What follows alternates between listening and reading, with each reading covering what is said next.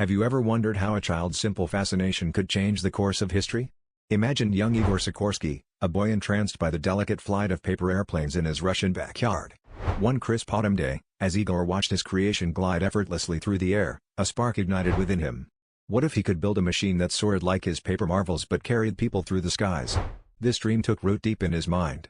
Fast forward to 1913, as a young man, Igor unveiled the S-21 Ruski Vityaz, the world's first four-engine aircraft, astonishing the world with its size and capability.